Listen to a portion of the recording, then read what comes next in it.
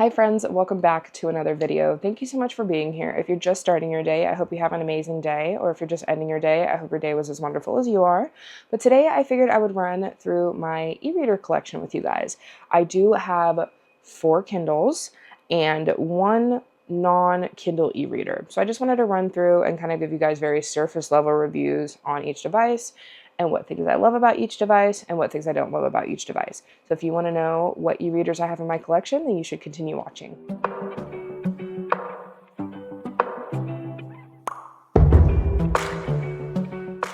So I do just have my handy dandy iPad in front of me so I can list off the specs for you guys, just in case you're interested in potentially purchasing one of these devices yourself and you like to hear about the specs. But for the first device that I ever received, it was a Kindle that was severely hyped on TikTok, and I begged and begged and begged my husband to buy it for me as my one and only birthday gift that year. And I was lucky enough that my husband could never say no to me, and he went ahead and purchased the Kindle Oasis for me. When I tell you guys that to this day, this is one of my favorite e-readers, I mean that. I've had this device for about 3 years now, and it's still my go-to Kindle most times when I'm just sitting down and reading. A little bit about this device, though, from Amazon.com. It says, the all-new Kindle Oasis features our best ever 7-inch 300 ppi Paperwhite display using the latest e-ink technology and sleek ergonomic design with page-turn buttons, perfect for one-handed reading. This is where I kind of get into some of those cons. It says perfect for one-handed reading. Yes, it can be, but I do find that it's a little bit hard to grip without a pop socket. It has this little kind of like ridge here. I don't know if you get, there you go. It has this little like ridge here. It's not enough to like grip the device and make it comfortable to read it one-handed. So I do find myself leaning towards using the pop socket. But even so, without it, if you read it from this direction without the pop socket, it's a little bit more comfortable to read it on this side, or to hold it on this side, I mean. But yeah, I find that it can be a little bit cumbersome to just hold it without having that pop socket. Now, if you're interested in getting a Kindle Oasis and you don't already have one, I have some bad news, but some good news for you. Bad news is Amazon doesn't sell these devices anymore. They did discontinue them with the latest generation of Kindles. I honestly think they discontinued them about like almost a year ago. They stopped selling them randomly one day and just didn't offer any explanation to anyone. But in somewhat good news, don't hold me to it, I'm sure that if you looked through certified third-party resellers or like a certified pre-owned electronic place, you could probably find one of these. I don't know what the price will run you. But other places you could check are Mercari, Depop, Poshmark. But again, you run into, is the seller telling you the truth when they're telling you the quality and the condition of the item, and does it still work? So those are some of the risks that you run with trying to secure yourself a Kindle Oasis, because they're no longer sold by Amazon. Another thing to know on the Kindle Oasis is it does have the 7-inch screen, which I think is standard now with the 2024 Paperwhites. But as you can see, my screen has a little bit of a glare. Now, this is not the screen itself. I do have a tempered glass screen protector on it. And the reason I have tempered glass on it is because this device, when I purchased it, was $300. Very expensive for a Kindle. That's why there's a tempered glass on this, because I could not run the risk of me accidentally dropping it and somehow I broke the screen. So again, you do run the risk with the screen being a little bit bigger because you do have the extra space. I would just recommend, if you have this device and you don't have a screen protector on it, or if you're trying to secure the Kindle Oasis, make sure you do get a screen protector on it. It doesn't have to be tempered glass. I'm just a little bit of a klutz, and I put the protective or the tempered glass on it because I wanted that little bit of extra protection. Now, with the glare when reading, literally when I turn it this way, you can't even really see the glare. Like, I can see myself in the screen, but it's not enough to be distracting to where I can't read my book. Especially when you turn it on and you go into a book. Once you have the book open, it's pretty, I'm literally turning it on down here because I haven't used it in a while, and that's not where the power button is. Power button's on top. But if you go in and you open it and you're just reading on a page, you really cannot tell you can't really tell that there's a glare. Now you can see it because you're facing my window, but it's definitely not as bad as before, in my opinion. So I don't struggle. Like, I'm looking at it right now, zero glare. Again, I'll have to do a different video showing you guys like not facing the window, what it looks like. No glare at all, super easy to read on. And again, the tempered glass just makes it feel a little bit extra safe for me. So that's why I opted for the tempered glass. So another con for me is the size of this. The size, not because of like the reading experience or anything, but as you can see, I am a hoarder of all things purses. I'm literally pointing over here because there's a ginormous arch of lounge flies sitting in front of me that you guys can't see right now. But as far as my daily carrying purses go, this is just a little too big. I do have some baggy small crescents. It fits, but it does take up a lot of space because I have to angle it a little bit weird to fit it in there, with all of my other stuff, I mean. And then two, from what I remember, I haven't tried recently because I haven't used this device in a while. I don't think it fits in my Hello Cleo bags. And those are some of my daily carriers.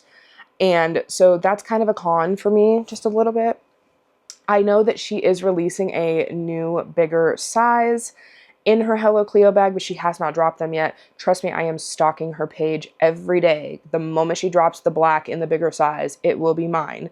But until she does that, I'm kind of shit out of luck as far as having to take a bigger purse that just is kind of like a Mary Poppins bag at a certain point, and I don't carry that much stuff with me right now. So as far as things that I love about this device, though, like I said, I love the buttons. The size for reading, personally, is amazing. And I just love the fact that it is a bigger display. I mean, I can read. I don't really have a problem. Well, hold on. Let me run through my thoughts here. I don't really have a problem with reading on smaller displays. My eyes usually adjust. This one just makes it easy for my eyes not to strain. So this is why it's really my favorite device, is I don't experience as much eye strain with this device as I do my other devices. So this Kindle sits in the #1 spot for me as far as my Kindles go. So the next device that I have is the Kindle Paperwhite Signature in agave green. This was the first ever Kindle that I purchased for myself. Because this is a signature edition, it comes with a few extra features. Now, I know the main feature that it comes with that's extra, that's not on the regular Paperwhites, is it does have the wireless charging.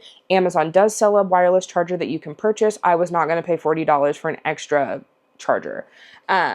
This one was my day-to-day Kindle. My tried and true. She went everywhere with me. Quickly just threw her in my bag, pulled her out when I wanted to read, and we had a good time. But I did upgrade to the newer Kindle Paperwhite. I did not upgrade to the Signature Edition because, again, I don't need the extra little features. I simply just read on my devices. I'm not really worried about the specs. But the reason that I traded her in is because her page turns were a lot slower, and I mean noticeably slower. It took books forever to download, and the charges were just not holding as well as they first did. And so she has her normal wear and tear, and I got the newer Kindle on an amazing deal. So I went ahead and purchased that one. But this Kindle is a 6.8 display with thinner borders. It does have the adjustable warm light and up to 10 weeks of battery life with 20% faster page turns. So this is the 11th generation. You can still purchase this on Kindle. I do not think you can purchase it brand new, but I do think you can purchase it certified refurbished right now on Amazon as of, what is today, December 3rd. It is on sale for $107.99 with a 16 gigabyte capacity. So if you're in the market for a Kindle and it's your first ever Kindle, you've never owned a Kindle before, and you're just looking at that $150, $190 price tag and you're like, damn, that's a lot of money, this is still a really amazing Kindle for being a first Kindle. So I would recommend that you get this one. It's got amazing features on it. I'm not sure if they have the Signature Edition anymore through Amazon, but they do have this exact Kindle in the basic edition for that $108. So I would definitely check this Kindle out if you're looking to upgrade your Kindle from an older device, or if you haven't had a Kindle and you're looking to just purchase a new Kindle, but you don't want to spend upwards of $200 for a Kindle. This is still an amazing device. So the next device that I have is the Kindle Paperwhite. This is the regular edition for the 2024, and I did purchase it in the color raspberry. First things first, because I know there's a little bit of discourse with the colors. This raspberry is, I mean, you can't really see it because the case is a little bit glary. This Kindle is like Barbie pink. It's not a muted pink color. It looks very muted in Kindle's pictures, like online. It is not. This is a bright Barbie pink. So if that is not your style, not your vibe, you might want to opt for a different color. I personally love Barbie pink. Ever since seeing the Barbie movie, it's been like my favorite color ever since then. So I've just been very attracted to Barbie pink. So that's why I opted for the raspberry. But again, this is just the regular edition. The reason I went from the signature down to the regular is because I wasn't using the features that the signature had for the extra $40, $50. And in this economy, I want to save as much money as I can. But the reason that I upgraded to this Kindle is because the picture is really crisp. The words super crisp as well. And the page turns are significantly faster. So I'm able to maintain my focus and interest in what I am reading for however long I want to. So that is the reason why I upgraded. For this device, it has got a little bit of a bigger display. So it went up to a 7-inch display, and it says a faster, more responsive experience. This has 20% faster performance, and it also has the USB-C, which also has a stronger battery in it, I guess. It holds battery up to 12 weeks. There is an adjustable warm light as well as a front light, and it's waterproof. So again, all of the features that I need right there. Doesn't have a bunch of extras that I'm not going to use that I'm paying $30 to $40 extra for. I've read on this. I've had this for about a week, and I've read nearly every day on it, and I honestly really, really like this Kindle. I think it was worth the upgrade. With the trade-in credits and other Amazon credits that I have, I was able to get this for around $70 on Black Friday. So again, it was worth it to me. You decide what's worth it to you. Everybody's needs are different. But again, if you're looking for a new Kindle and you want to go ahead and go with the 2024, go ahead. I think the Paperwhite is perfectly fine. If you're wanting that wireless charging, upgrade to the Signature. But if you're just like, I want a Kindle at the lowest price possible, you could also check out the new 2024 Basic. I've heard amazing reviews about that. But if you're looking specifically for the Paperwhite because it has the larger display and the better battery life and the warmth light and all of that kind of stuff, I would just recommend going to the regular 11th generation Kindle Paperwhite. Again, there's not enough differences to really justify an upgrade. I was able to justify it for myself. Again, you decide what works best for you, but I do think that the Kindle Paperwhite, whichever way you decide to go, is an amazing device. So for the last e-reader that I own, my husband was kind enough to gift me the Books Palma 2 for my birthday this year. And this has slowly become one of my day-to-day e-readers and honestly one of my favorites. The reason that I opted for the Books Palma was because I wanted an open forum where I was able to house all of my bookish apps and my content creating apps as well too. So on this, I have Kindle, I have Audible. For fun, I have Monopoly Go and the New York Times Games. As far as like bookish tracking apps go, I have Storygraph, Fable, Goodreads, and then I do also have Libby on here as well. There's more apps that I could have on here. I'm just slowly learning how to use the Palma first before I just start dumping apps on this thing. But I like it. Honestly, when I read in bed and I'm reading on my side, I prefer to use this one because again, as you can see, literally probably everything has fallen out of my hands in this video, but I do have some dexterity issues in my hands. And I just find that this is really, really easy to hold. I do plan on getting a pop socket for it at some point. It's on my Christmas list. If I don't get it for Christmas, I will just purchase it for myself in the new year. But I figured, why not? If it's Christmas time, to have somebody else buy it for me. But some of the specs on these are that it has a smart button. It assigns different functions to short press, long press, and double tap, enabling you to quickly refresh the screen, summon an AI assistant, or open any third-party apps. It's got flexible widgets. Place your go-to functions and apps as widgets on your home screen for easy access, boosting efficiency while making your screen unique and lively. It's got convenient gestures, you can personalize your screensavers, and you can have endless choices with an open Android OS. So this is the Palma 2. The reason that I opted for the Palma 2 over the Palma 1, I know the Palma 1 just went on sale because the Palma 2 came out. The Palma 2 has a significantly newer Android OS system. I think this one operates on Android 13. Still not completely up to date, but the old one operated on Android 11, and I didn't want to be stuck in a scenario where some of the apps that I was using weren't supported by Android 11 anymore. So I did opt to just pay the regular price of the $300 to buy it with the newer OS system. As far as some of the features go on this that I personally use, I do use the warm light. I do use the front light most times. I don't have anything, again, I'm a very surface level person. I just want this to do the bare minimum. If I need to do something fancy, I have an iPhone for that. I just wanted this to be able to like, okay, I can listen to my Audible and read along at the same time on the same device without it hurting my eyes because of the e-ink display. So that's why I opted for the Books Palma 2.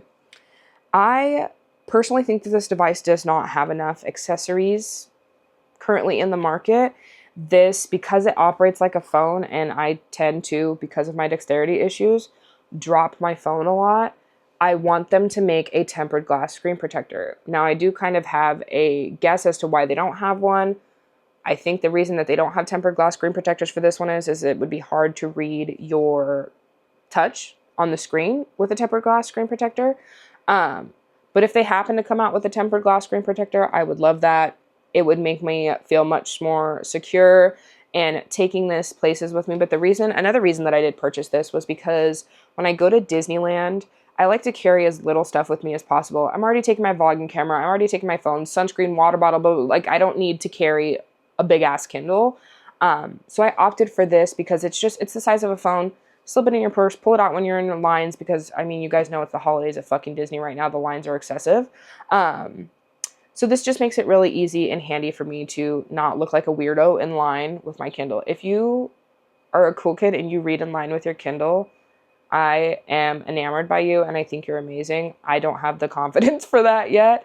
So we're just going to run with this first. So that's it for my e-reader collection, you guys. If you have an e-reader, you should tell me which one below down in the comments. And while you're there, make sure you like and subscribe. And I cannot wait to see you guys in my next video. Have an amazing day. Bye.